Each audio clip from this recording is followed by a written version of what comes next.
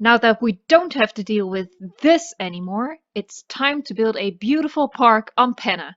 There's actually more than enough space. In this video, I'll be sharing my 5 tips to make the most of Isla Pena, coming right up. I'm your friendly neighborhood obsessive compulsive park builder. Wow, what a mouthful. I'm here to help you with your next park build. Subscribe for 2 videos every week and don't forget to ring the bell. How many times have you been to Pena? I've only been there 3 times. Once during the playthrough, once in campaign mode, and once to build this park. For me, the space constraint was never the issue. The storms were the bane of my existence. Now that we can simply turn those off, Pena deserves some love. Small disclaimer, I've built this park before update 1.10. Madness. I know. I'm a glutton for punishment. So all that space that I wasted on power stations and substations, you can use to build something cool. I also have 5 building tips for Muerta, but that's a video for another day.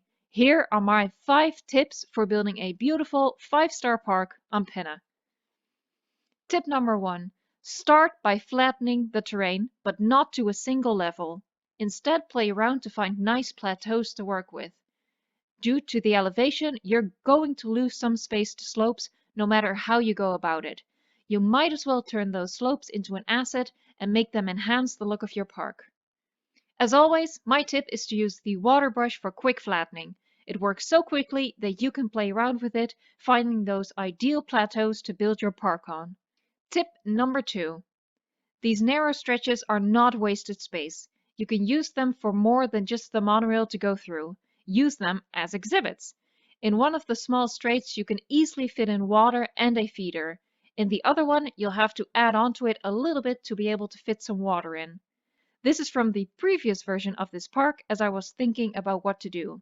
I even managed to get a truck door in, but a viewing platform like I did in the final version of my Pena park also works. Moving on to tip number 3. Obviously, you want a 5-star park, and that means getting the dinosaur rating up. Boosting your dinosaur rating is really easy if you have just one exhibit big enough for your sauropods to look natural in. Remember, this is a pre-sandbox Pena, so this is as small as I could get it, and there's really no need to go smaller than this. There is plenty of space on Pena.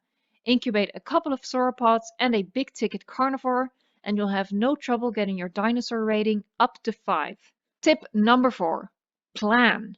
I'm not telling you to go ahead and make a blueprint of the park, but just think ahead. You need stations in 3 of the sections for a high transport rating, so think about where to place them. One of the spots you'll definitely need them is right at the very start. And take the track into consideration as you're placing your stations. Technically, you only need 1 hotel, and I think this spot is really cool at the highest point of the park. It makes it look really exclusive, and it's just tall enough for the rooftop terrace to look out over the cliff. However, I've built a second hotel because I actually think these are some of the prettiest buildings to add to your parks, and it's nice to add a couple of beautiful buildings in. You also want to think ahead when you're fitting a viewing gallery onto your fence. You need to have facilities nearby.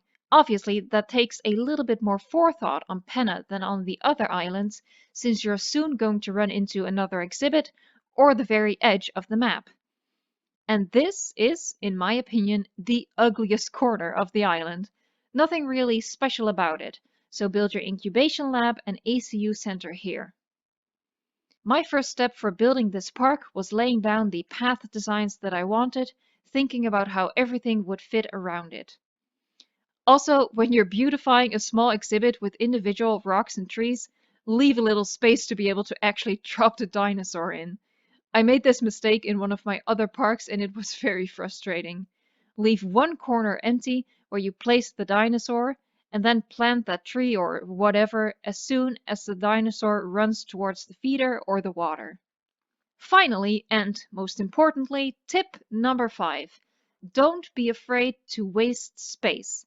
It seems counterintuitive, but yeah, even on Pena, you can afford to waste space. Most people tend to attach one exhibit to the next, trying to fit as much onto this little island as possible.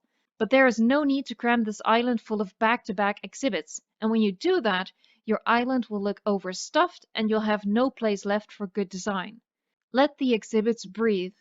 In my park, no single exhibit is attached to another one, and most even have a path going all the way around. Surrounding your exhibits with path enhances the shape of it, and then the enclosure itself becomes a negative space element in your design, and that ends up looking pretty cool, if I do say so myself. How are you all enjoying update 1.10? And is Isla Pena an island you're considering tackling? I hope this video is of help and of inspiration for you. Thanks so much for watching, and until next time, enjoy the game!